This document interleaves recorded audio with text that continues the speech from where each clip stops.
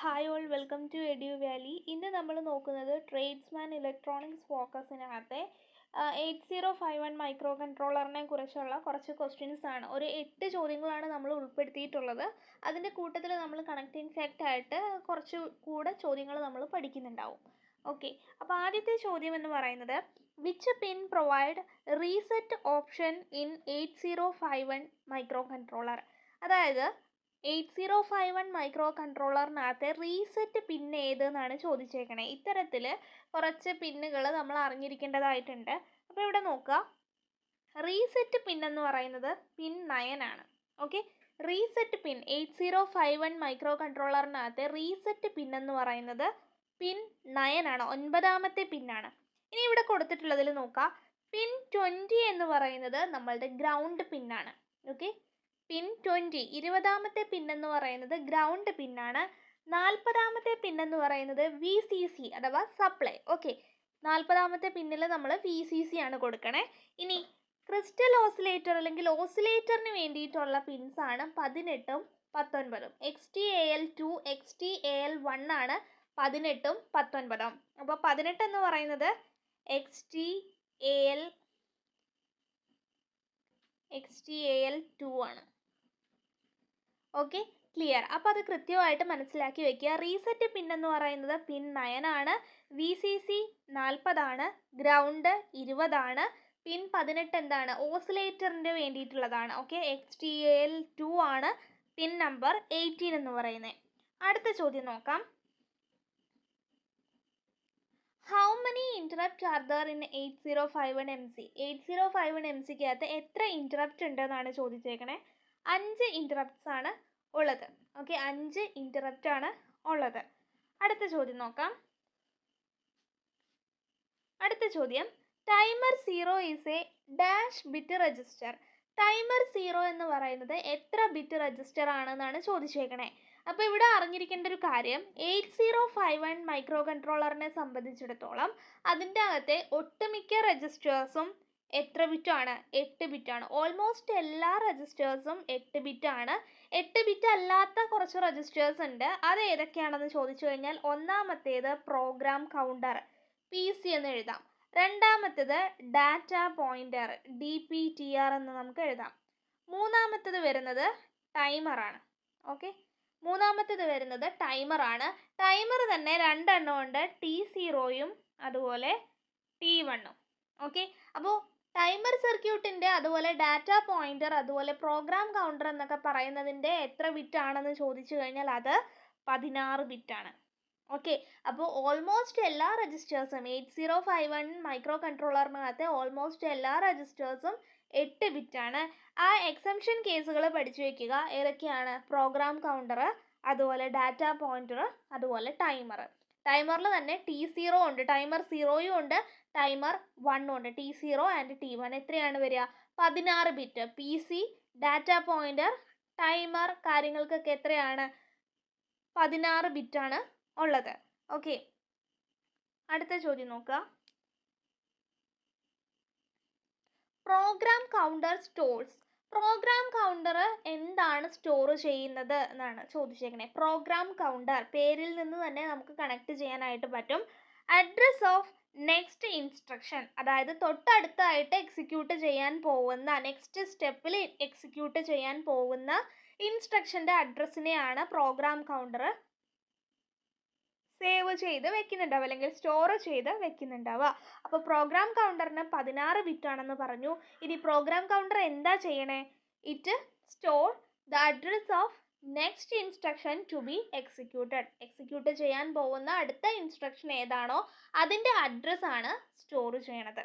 Okay, 16 bit ആണ്. Okay, അടുത്ത ചോദ്യം, number of IO port in 8051 MC.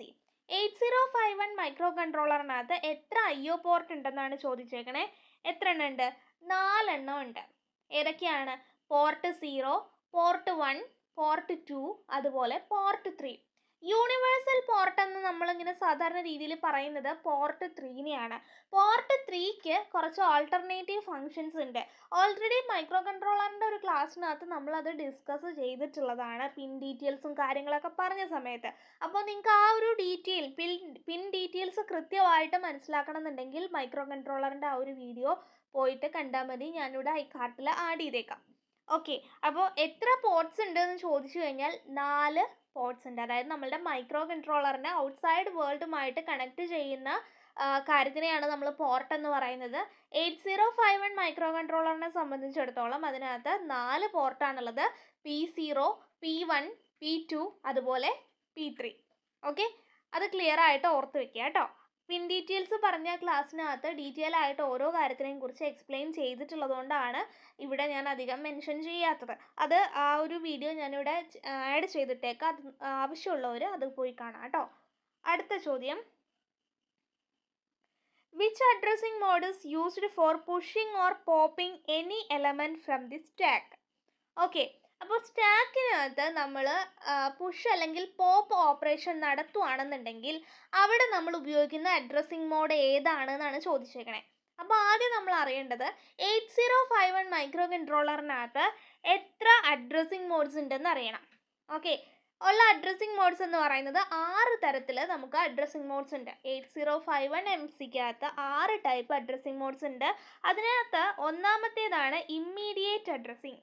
Okay, രണ്ടാമത്തേതാണ് രജിസ്റ്റർ അഡ്രസ്സിംഗ്, മൂന്നാമത്തേതാണ് ഡയറക്റ്റ് അഡ്രസ്സിംഗ്, നാലാമത്തേതാണ് രജിസ്റ്റർ ഇൻഡയറക്റ്റ് അഡ്രസ്സിംഗ്, അഞ്ചാമത്തേതാണ് ഇൻഡെക്സ്ഡ് അഡ്രസ്സിംഗ്, IN എന്ന് എഴുതാം, ഇൻഡെക്സ്ഡ് അഡ്രസ്സിംഗ്, അതുപോലെ ആറാമത്തേതാണ് ഇംപ്ലൈഡ് അഡ്രസ്സിംഗ്. ഓക്കെ, ഇത് എന്തൊക്കെയാണെന്നുള്ളത് നമ്മൾ അടുത്ത ക്ലാസ്സുകളിലായിട്ട് ഡിസ്കസ് ചെയ്യുന്നുണ്ടാവും. അപ്പോൾ ഇവിടെ ജസ്റ്റ് ഓർത്തിരിക്കുക 6 തരത്തിൽ അഡ്രസ്സിംഗ് മോഡ്സ് ഉണ്ട്. ഓക്കെ, അപ്പോൾ 8051 മൈക്രോ കൺട്രോളറിനകത്ത് 6 ടൈപ്പ് അഡ്രസ്സിംഗ് മോഡ്സ് ഉണ്ട്.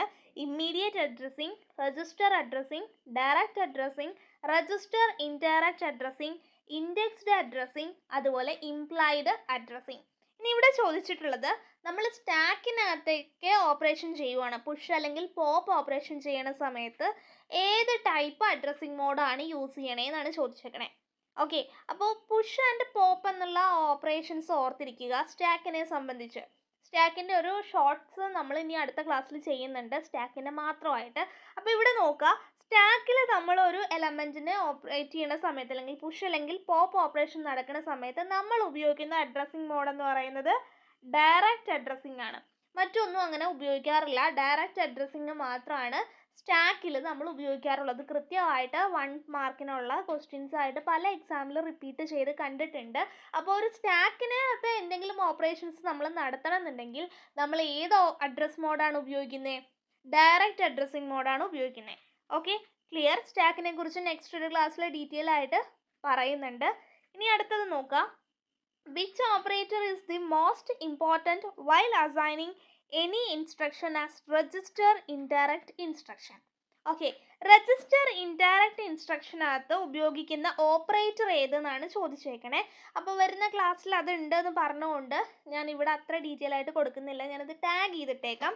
രജിസ്റ്റർ ഇൻഡയറക്റ്റ് അഡ്രസ്സിംഗ് മീൻസ് ആ രജിസ്റ്ററിനകത്ത് മെൻഷൻ ചെയ്തിട്ടുള്ള ലൊക്കേഷനിലെ ഡാറ്റ, അങ്ങനെയാണ് വരണേ. ഓക്കെ, ഒരു രജിസ്റ്റർ ഉണ്ടായിരിക്കും, ആ രജിസ്റ്ററിനകത്തൊരു കണ്ടന്റ് ഉണ്ടായിരിക്കും. ആ കണ്ടന്റ് എന്ന് പറയുന്നത് എന്താ, ഒരു ലൊക്കേഷനാണ്, മെമ്മറി ലൊക്കേഷനാണ്. അപ്പം നമ്മൾ രജിസ്റ്റർ ഇൻഡയറക്റ്റ് അഡ്രസ്സിങ്ങിനകത്ത് എന്താ ചെയ്യണേ, ആ രജിസ്റ്ററിനകത്ത് മെൻഷൻ ചെയ്തിട്ടുള്ള ലൊക്കേഷനകത്തെ ഡാറ്റയെ കൊണ്ടുവരികയാണ് ചെയ്യുക. അപ്പം നമ്മൾ മെൻഷനിങ് ആണ് ചെയ്യണേ അല്ലേ, മെൻഷനിങ് ആണ് ചെയ്യണേ.